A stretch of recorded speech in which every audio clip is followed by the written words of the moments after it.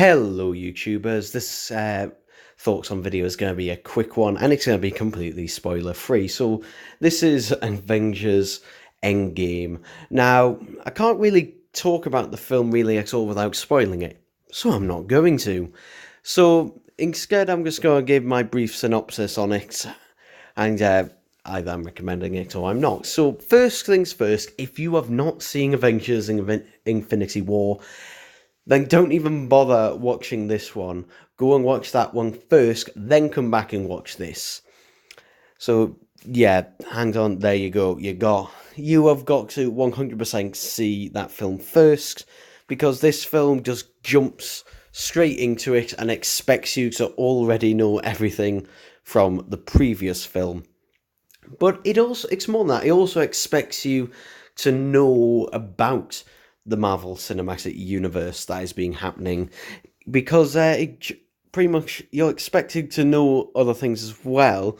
And if you're not familiar with this Marvel Cinematic Universe, then you might find yourself being a bit lost during it. I know my dad, who was sitting next to me and my brother watching this, who was seeing every Marvel movie that we've seen, was nudging us every so often, asking, "Who's this? What's happening?" And just to bear in mind, if we just look at the time here,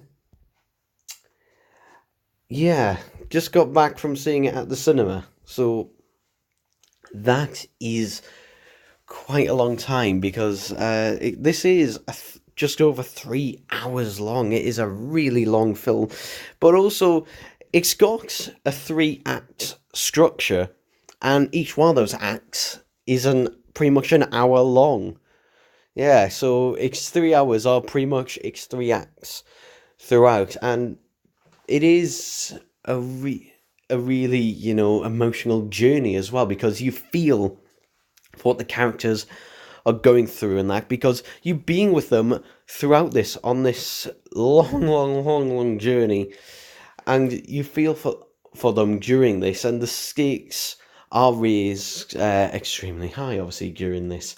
Now, talking briefly about the CGI on Thanos looked just as good as it had previously in Infinity War. However, the CGI on some of the other things, or even other characters, was a bit hit or miss kind of thing. It was clear that the budget was spread particularly a lot thinner on that, because there was a lot more CGI, because well, there was a lot more CGI stuff in that.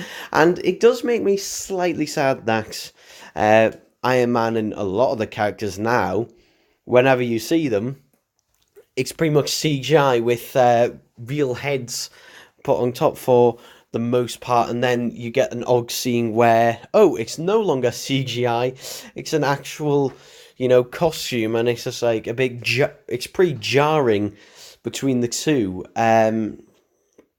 So yeah, that kind of be a bit of a, eh. But yeah, overall, I really did enjoy this film, and I can highly recommend it to people. And obviously, most people who saw Infinity War, they're going to see this. So pretty much, is there any point in me recommending it or not? Don't know, but I'm going to anyway. This was a really great Marvel film, and it's great because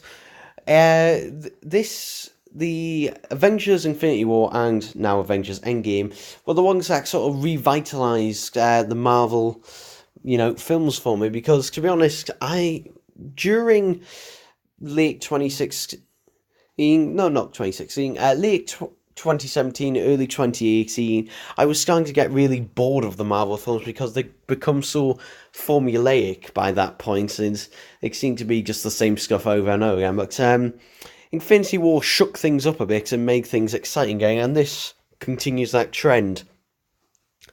Now, the Marvel humour is still here as ever, and unfortunately, it's kind of hit or miss a lot of the time.